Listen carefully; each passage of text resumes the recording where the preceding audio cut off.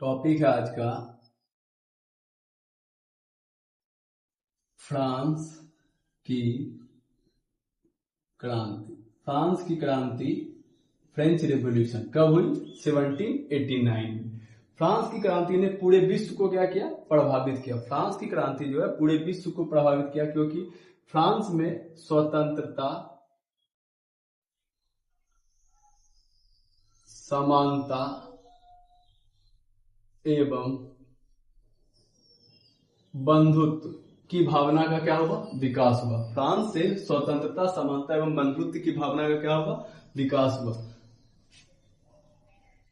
France की क्रांति, तो फ्रांस की क्रांति जो हुई, इसका सबसे पहले फ्रांस में जो लुई 14वां था, फ्रांस क्रांति से पहले फ्रांस का राजा कौन था? लुई 14वां। इसका कहना था मैं ही राज्य हूं। लुई 14वां क्या कहना था?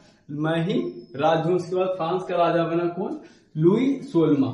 लुई 16वां 1774 ईस्वी में लुई 16 क्या बना? फ्रांस का राजा। फ्रांस का राजा कब बना? ये लुई 16 1774 ईस्वी में। 1774 में कितना उस समय उसका उम्र कितना था? 20 वर्ष। 20 वर्ष की उम्र में ये क्या बना? फ्रांस का राजा बना। फ्रांस का राजा बना। उसका विवाह जो है, इसका विवाह किसके साथ हुआ? फ्रांस का राजा का विवाह जो हुआ किसके साथ हुआ? ऑस्ट्रिया की राजकुमारी। कहां की राजकुमारी थी? ऑस्ट्रिया की राजकुमारी के साथ इसका विवाह हुआ। उसका क्या नाम था? मेरी एंटोनेट। मेरी एंटोनेट जो थी बहुत फिजूल खर्चीली, मतलब बहुत फिजूल खर्चीली थी। ये इधर उधर बहुत पार्टी उटी करती थी, मतलब पैसा का मतलब बहुत ज्यादा खर्चा करती थी। दूसरा, फिजूल खर्चीली थी मेरी एंटोनेट। और फ्रांस का राजा जो था लुई 16वां। फ्रांस का राजा कौन था? लुई 16वां।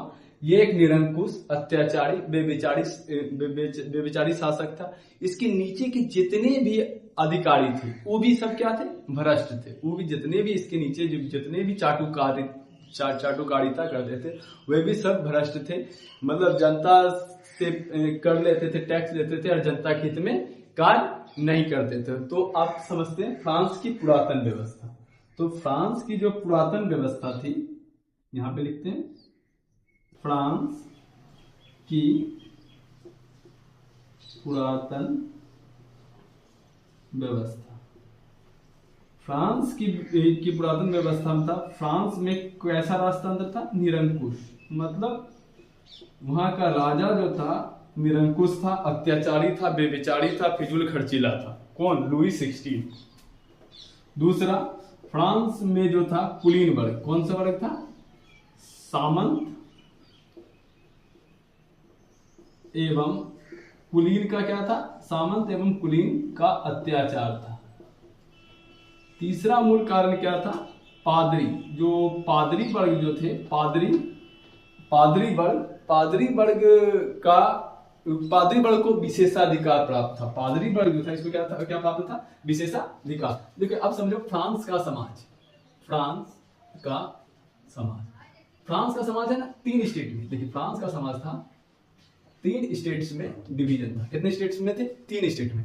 देखिए प्रथम स्टेट, द्वितीय स्टेट और तृतीय स्टेट। प्रथम स्टेट थे पादरी वर्ग, द्वितीय स्टेट थे कुलीन वर्ग, तृतीय स्टेट थे साधारण वर्ग। तो पादरी, इसको ऐसे समझिए। देखिए ठीक, पहला स्टेट है पादरी वर्ग, द्वितीय स्टेट है कुलीन वर्ग, तीसरा स्टेट है साधारण वर्ग। देखिए पादरी वर्ग जो था ना, पादरी वर्ग जो था टैक्स, पहला प्रथम स्टेट कौन सा बोले? पादरी वर्ग। ये जो है ना टैक्स नहीं देता था। इसे जन्म से विशेषाधिकार, पादरी वर्ग में जन्म लेना ही उसको विशेषाधिकार प्राप्त था, इसको टैक्स देना है। कुलीन वर्ग में कौन कौन आते थे?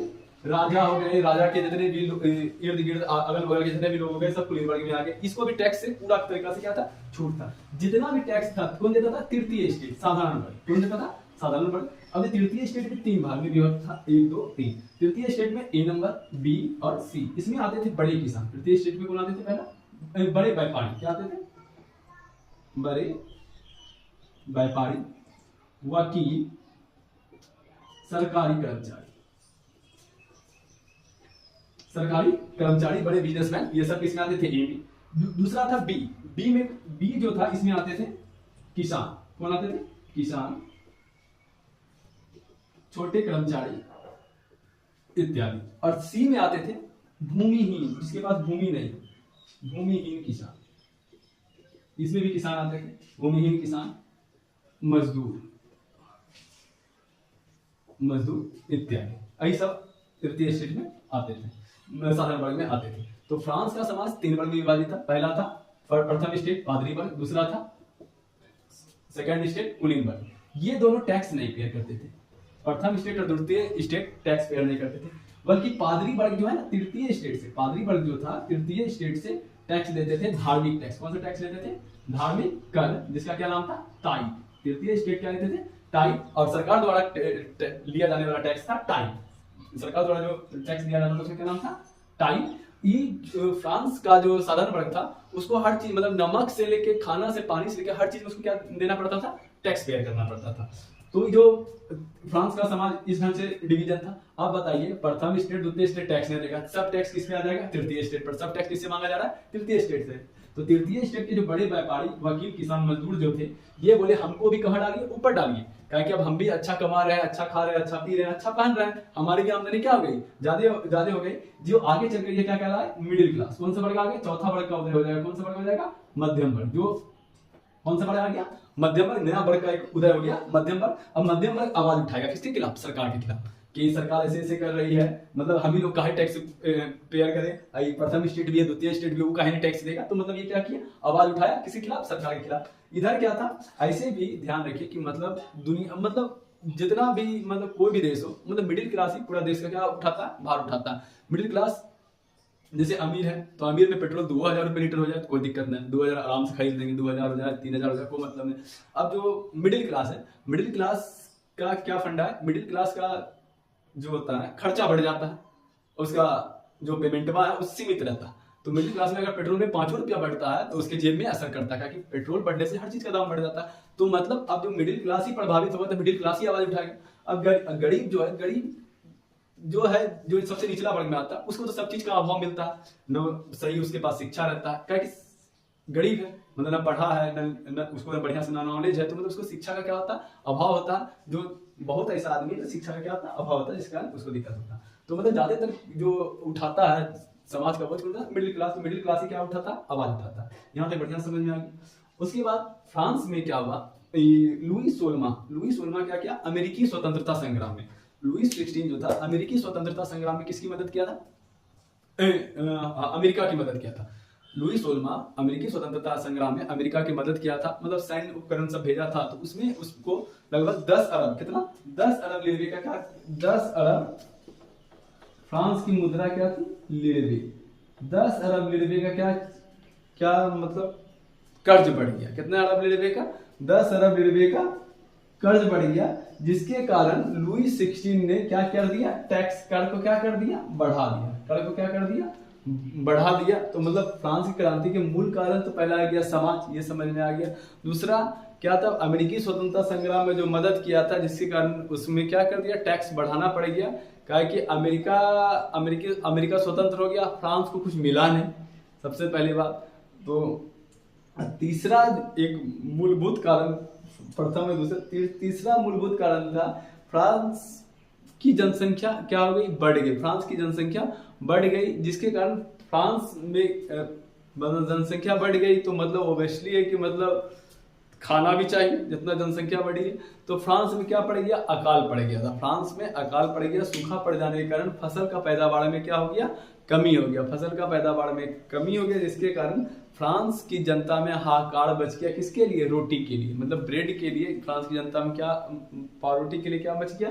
हाहाकार मच गया, जिसके कारण फ्रांस में क्या हुई? क्रांति हुई। जिस कारण फ्रांस की क्रांति के मूल कारण यही सब है, मतलब फ्रांस की क्रांति की पृष्ठभूमि यही है। पहली बात तो फ्रांस की क्रांति के मूल कारण क्या है?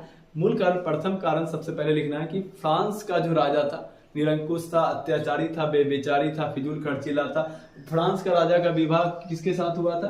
वो ऑस्ट्रिया की राजकुमारी मेरी एंतोनेंत के साथ हुआ। वो भी बहुत फिजूल खर्चीली थी, वो जनता के हित को ध्यान में नहीं रखती थी, राजा भी जनता के हित को ध्यान में नहीं रखता था। राजा के नीचे जितना भी अधिकारी थे सब क्या थे, भ्रष्ट थे।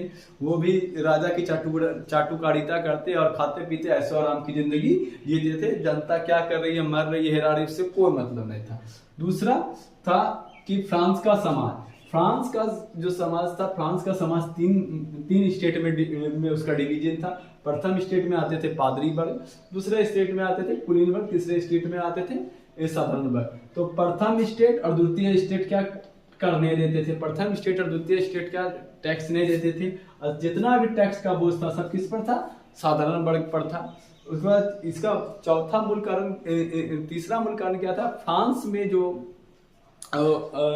लुई 16 जो अमेरिकी स्वतंत्रता संग्राम में अमेरिका को जो मदद किया था, जिसके कारण अमेरिका में कितने का कर्ज चढ़ गया, 10 अरब लीरे का कर्ज चढ़ गया। अब ओवेसली अगर कर्जा चढ़ेगा तो उतारेगा कौन, आम जनता जो टैक्स देगी। तो खा रहा पी रहा है, सो आराम कर रहा है राजा, तो मतलब जो टैक्स देगी उसी पे।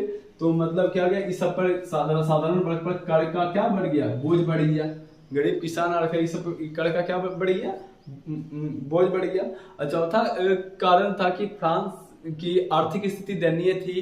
फ्रांस में क्या पड़ गया, अकाल पड़ गया, अकाल पड़ गया, सूखा पड़ गया, मतलब तो फ्रांस की जनसंख्या ही बढ़ गई थी। और फसल का पैदावार क्या हो गई, फसल का पैदावार कम हो गई। इसके कारण फ्रांस की जनता के सामने मतलब रोटी के भी लाले पड़ गए, मतलब कुछ सही से पैदावार ही नहीं होगा तो मतलब रोटी का भी अभाव है। तो फ्रांस क्रांति के मूल कारण ऐसा है। इसके आगे नेक्स्ट वीडियो में इसके आगे बताएंगे।